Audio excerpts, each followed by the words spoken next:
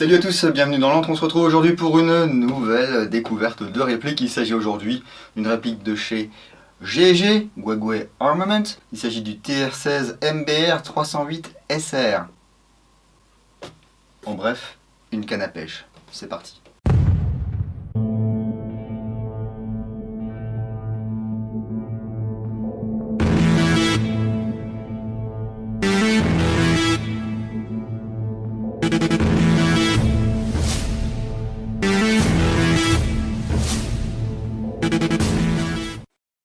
Avant de rentrer dans le vif du sujet, j'aimerais remercier toute l'équipe de chez OPS Store, grâce à qui j'ai pu acquérir cette réplique. C'est une réplique que j'attendais déjà depuis l'IWA 2017. Je dois avouer que j'ai un petit faible pour le 762, donc j'attendais vraiment ça avec impatience. Comme je vous le disais en intro, il s'agit d'une réplique de chez Guegui, de la gamme Top Tech, donc on est dans le haut de gamme là. Il va falloir compter environ 480 € pour cette réplique. On va voir tout de suite à quoi vous avez droit pour 480 €. Donc on est sur une boîte relativement classique de la part de chez Guegui. Pas très compliqué à ouvrir. Voilà. Et à l'intérieur, voilà, on va avoir une coque en polystyrène, mais c'est du polystyrène assez compact, hein. C'est pas l'espèce de polystyrène blanc, vous savez, genre WE là, qui va s'éparpiller partout, se mettre dans votre réplique, sur votre moquette, enfin bref, la misère totale quoi. C'est un petit peu bougé pendant le transport, mais le polystyrène a bien absorbé les chocs, ici au niveau de la poignée. Ici au niveau de l'avant du garde-main, c'est tout simplement pendant les transports, la réplique va bouger d'avant en arrière dans sa boîte. Ah oui, ici aussi au niveau du puits de chargement. Bon, du coup le but est atteint, là, la protection a bien protégé la réplique. Alors on a droit à un joli petit catalogue de chez Guegui. Alors je dis Guegui parce que c'est plus facile que de dire GG. Je vais pas vous le déplier, c'est un catalogue quoi. D'ailleurs j'ai été assez surpris de découvrir Matrogne dans le catalogue de chez Guegui. Enfin le gros catalogue. Il y a quelques années j'avais participé au concours Show Yourself avec mon pote Tomido à la photographie. Alors on n'avait rien gagné, mais après ils servent un petit peu de photos pour illustrer les catalogues et diverses choses. Bon c'est sympathique et puis c'était fun à faire comme séance. On a également un manuel d'utilisation. Voilà. Donc on a anglais, espagnol, français et japonais. Ce qui est sympa c'est qu'on a la liste des pièces à la fin. Voilà. Il y a plusieurs versions de ce TR16 MBR 308. On a également une tigette de nettoyage. Voilà. Il y a un chargeur. Ah, ici chargeur 40 billes. Avec deux petits trucs sympas, enfin trois petits trucs sympas. Première chose, le téton ici qui va ressortir et qui est en deux parties. Voilà. Pour éviter qu'il se brise. Ensuite on a des jolies balles apparentes. Voilà. Donc c'est pas un high cap, c'est bien 40 billes celui-ci.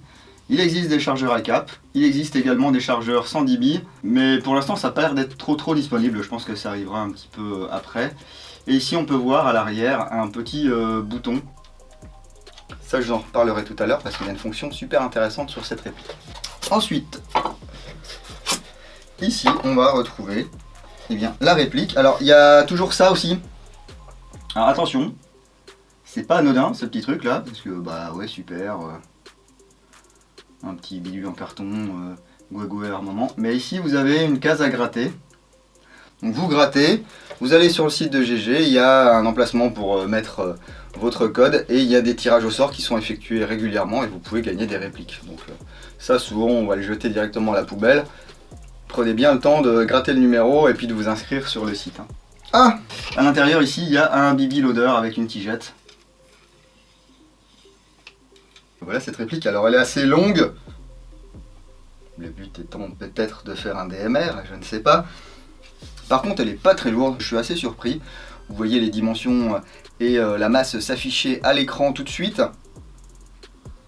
Je m'attendais à plus lourd, mais on est en présence d'aluminium. Un corps en aluminium, un rail en aluminium. C'est un rail de 16 pouces. Une crosse, une poignée pistolet en polymère. Crosse réglable sur 6 positions. Voilà.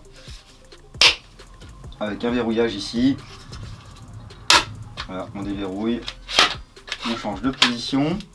On reverrouille. des emplacements QD. Et ici à gauche. Ici à l'arrière, un petit bouton. On appuie. Voilà. Et on a accès à un compartiment à pile. La plaque de couche est assez épaisse. Elle est en caoutchouc. Très confortable. Et ici, on va avoir un bouton qui va nous permettre de déverrouiller la crosse. Vous voyez, le talon ne s'enlève pas. Et là, on va pouvoir accéder à la connectique Tamiya Mini et puis mettre là-dedans une batterie. Du coup, on va y aller avec une 7V4 1400 mAh. Ça devrait suffire. Il n'y a pas de place dans le tube de crosse parce que vous allez avoir le MOSFET là-dedans. Cette réplique étant équipée du MOSFET et de l'ETU. Voilà, la batterie est installée. On peut retourner à nos moutons, donc la crosse c'est fait. On peut voir ici un double anneau de sangle monté sur le tube de crosse à l'arrière du receveur. La poignée pistolet ergonomique. Voilà. Le pontet également avec un design particulier. On va pouvoir mettre son index dessus. Voilà, vous mettez votre index où vous voulez. Le sélecteur de tir ambidextre 90 degrés. Donc 3 positions. Safe, semi, auto. Donc on a une course raccourcie. C'est assez sympa. Hein. Les crans sont plutôt bien marqués. Ici on va voir les marquages avec le numéro de série. De l'autre côté, Gogo Armament. D'autres marquages ici gravés. Et puis vous pouvez voir hein, d'ici un côté, de l'autre. Les contrôles sont ambidextres. Ici le bouton d'éjection du chargeur qui peut être également actionné comme ceci. Et le bouton d'arrêtoire de culasse ici. Et ici, alors à propos de l'arrêtoire de culasse, vous avez ici le levier d'armement, double verrouillage, on tire. Et ça nous verrouille la fausse culasse.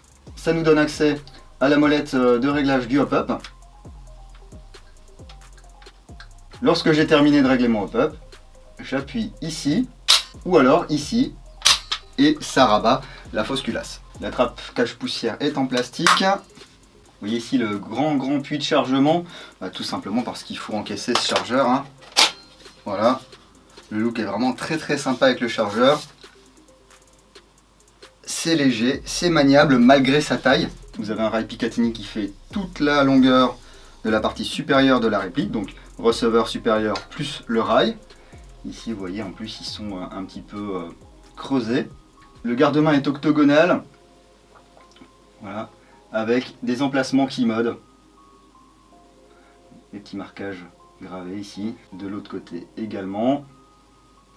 Et puis vous voyez il y a vraiment beaucoup de positions pour pouvoir installer des rails Keymode qui ne sont pas fournis, bien sûr. Bah ouais, sinon c'est pas drôle. 480 € la réplique, pas de rails additionnels. Je pense qu'au bout d'un moment, je le dis quasiment à chaque vidéo lorsqu'ils n'y sont pas, mais au bout d'un moment il faut faire un petit effort et mettre au moins 1 ou 2 rails avec la réplique, quoi. Surtout sur de la réplique haut de gamme. Mais au moins cette réplique est livrée avec des organes de visée en métal, flip-up, donc dépliable et réglable.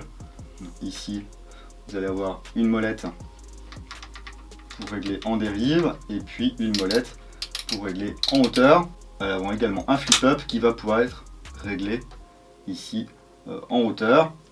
Alors pareil, j'ai pas vu l'outil de réglage dans la boîte, je ne sais pas, peut-être qu'il est manquant ou peut-être que j'ai pas tout vu. Mais là si vous le tournez à la main, bah, il va rien se passer parce que vous avez un tout petit cran ici à repousser pour le déverrouiller. Hein. C'est un petit peu dommage quand même de ne pas inclure ce genre d'outil avec une réplique à 480 balles. Surtout de la part de Guegui qui pense quand même très souvent aux joueurs. Alors après la visée est très intuitive. Hein. L'œilleton est assez large donc bonne prise de visée. Hop. Alors bien entendu la plupart d'entre vous poseront un point rouge ou une lunette là-dessus. L'avant du garde-main a un design assez spécifique, assez agressif. Vous voyez c'est un peu en pointe avec un cache-flamme. Ici également en métal. Hein. Alors j'aime bien ce look. Hein.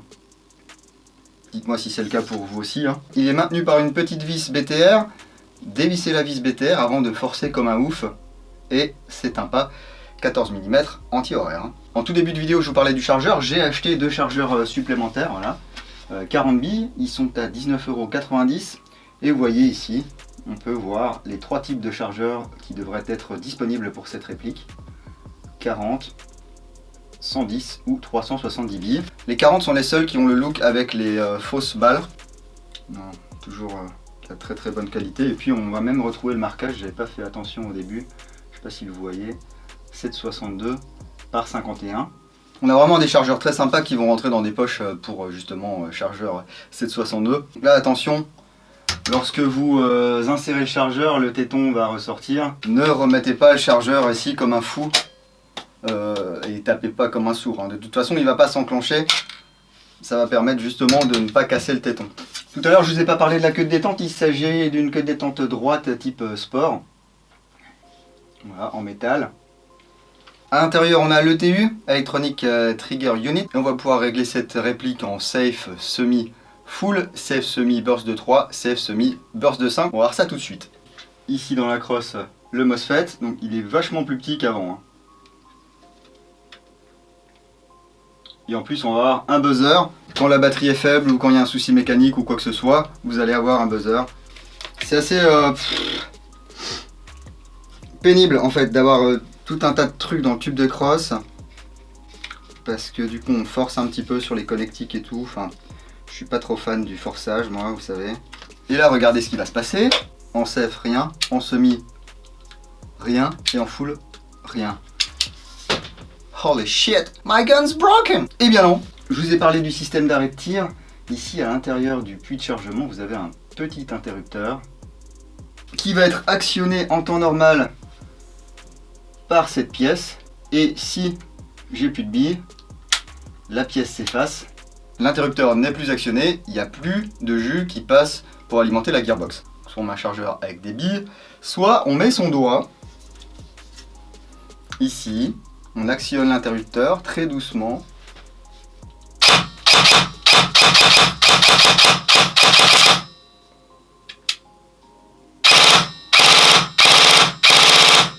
Ça envoie déjà pas mal hein, avec une petite 7.4 1400 mAh. Hein. Si je veux passer en burst de 3, je mets en semi, je laisse appuyer 10 secondes. Alors attention parce que ça va tirer une bille. Hein.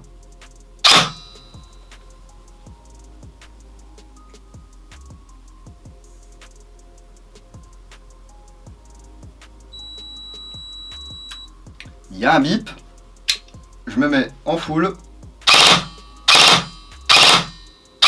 Et là c'est un tap burst, c'est-à-dire que je n'ai pas besoin de laisser appuyer. Je donne vraiment un tout petit coup. Alors je peux laisser appuyer si je veux, hein. Mais il va rien se passer. Si je mets juste une petite impulsion, j'ai mon burst de 3. Je vais repasser en full auto, je mets en semi, je rappuie 10 secondes. J'ai le bip, je me remets en full. Je récupère mon full. Pour régler le burst de 5, c'est relativement simple. Vous vous mettez ici en semi et vous passez de semi à full 5 fois. 1, 2, 3, 4, 5.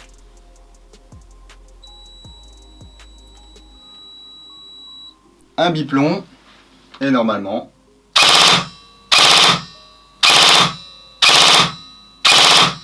toujours en tap burst.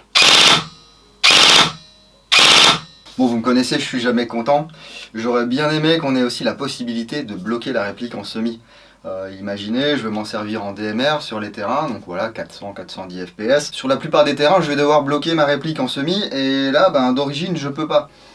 Hein, j'ai soit full auto, soit 3, soit 5. Ce qui fait que sur certains terrains, je vais devoir trouver un moyen alternatif pour bloquer ma réplique en semi. Alors, je suis d'accord avec vous. Enfin, je suis peut-être pas d'accord avec vous, on se fixe beaucoup de limites en assaut en France. La loi elle dit Airsoft, moins de 2 joules.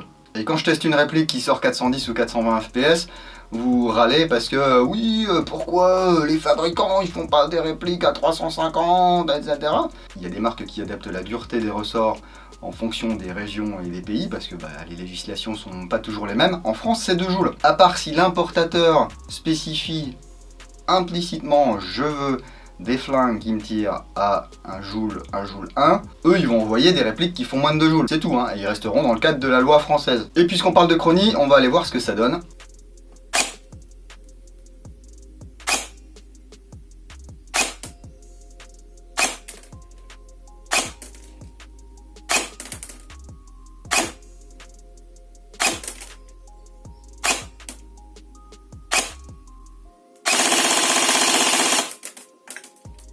Pas mal, vous voyez, ça reste jouable, 330-335 FPS en sortie de boîte. Au moins, vous pouvez aller jouer partout, semi, full, vous serez pas refoulé. Après, c'est peut-être le genre de réplique qu'on va vouloir utiliser, comme je vous le disais tout à l'heure, en DMR, donc anti-snipe, enfin, ou un peu plus longue distance, donc on va vouloir changer le ressort, mettre quelque chose d'un petit peu plus péchu pour flirter avec les 400 FPS. À l'intérieur de cette réplique, c'est une Gearbox V2, mais c'est une V2 spéciale, hein, c'est la G2H de chez Guegui, donc avec cette fonction d'arrêt de tir, avec l'ETU, avec un changement de ressort rapide. Enfin rapide, c'est-à-dire que il faut quand même enlever la Gearbox du corps de la réplique, et ensuite vous pourrez ôter le guide de ressort et puis changer le ressort un peu plus rapidement que s'il fallait ouvrir la Gearbox. Mais j'essaierai de vous montrer comme d'habitude tout ça dans la review complète qui sera publiée sur le site l'entredudingo.com. On a quand même quelque chose de qualitatif, hein. Pour 480 €, c'est du top tech, hein, donc le haut de gamme de chez Guegui. Je vous le disais, je regrette que la boîte soit un petit peu vide, j'aurais aimé une petite paire de rails Keymode, un outil pour régler le guidon. Ne soyez pas décontenancé si votre réplique ne tire pas à vide en sortie de boîte. Il y a le système d'arrêt de tir en fin de chargeur. Donc mettez votre doigt dans le puits de chargeur et actionnez l'interrupteur si vous voulez tirer à vide. Avec ce MBR 308 SR, Guegui sort une fois de plus une réplique pour joueurs avec une petite pointe de réalisme. Voilà, j'ai plus de billes dans mon chargeur, je vais changer de chargeur, je ne vais pas pouvoir tirer à vide. Ce genre de petits trucs que j'apprécie moi, voilà, c'est pour ça que j'aime bien aussi par exemple les Tokyo Marui EBBR Next Gen. Ça serait cool que ça se démocratise un petit peu ce genre de truc, déjà les tétons sur les chargeurs, je comprends pas pourquoi tout le monde ne le fait pas. L'électronique embarquée c'est bien, mais bon bah ça rajoute forcément des facteurs de panne, hein. Et puis lorsqu'on va vouloir ouvrir ou quoi que ce soit, il va falloir être un petit peu plus prudent. Mais bon, dites-moi ce que vous pensez de cette réplique, est-ce qu'elle vous plaît, est-ce que vous seriez susceptible de l'acheter? Voilà, le look est somme toute sympathique, ça change un petit peu, voilà, c'est du 308, hein, donc 762, ça change du 556, même si ça reste quand même une plateforme un petit peu type AR15, hein, ils n'ont pas réinventé non plus la poudre. Vous êtes propriétaire de cette réplique, est-ce que vous en êtes content? Est-ce que vous avez eu des casses? Est-ce que vous avez eu des problèmes?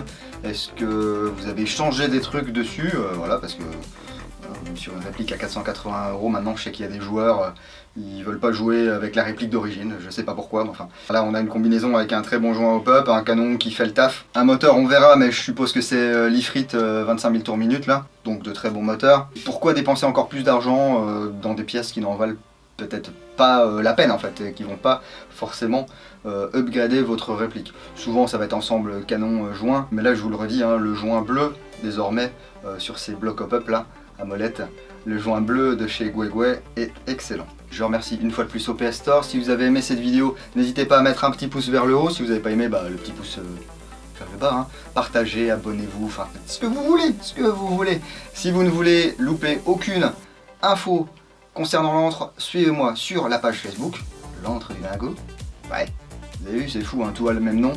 Le compte Instagram, la boutique de goodies, et maintenant même sur l'entredudingo.com, vous avez une section occasion sur laquelle vous pouvez retrouver le matériel que je mets un petit peu en vente de temps en temps. Voilà, pas de vente de répliques pour les mineurs bien entendu, on respecte la loi dans l'antre. Pour ma part, je vais aller installer une petite cible, mettre des petites billes et puis faire les tests de tir pour la review complète. En attendant, je vous dis à bientôt dans l'entre du dingo. Bise.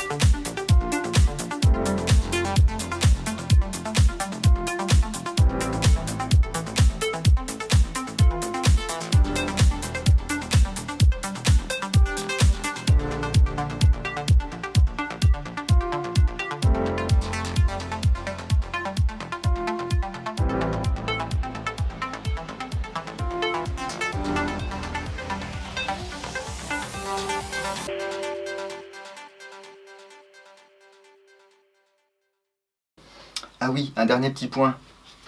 La crosse, apparemment, rase de très près. Donc attention, amis barbus, si vous ne voulez pas perdre vos poils, faites attention au revêtement de la crosse, hein.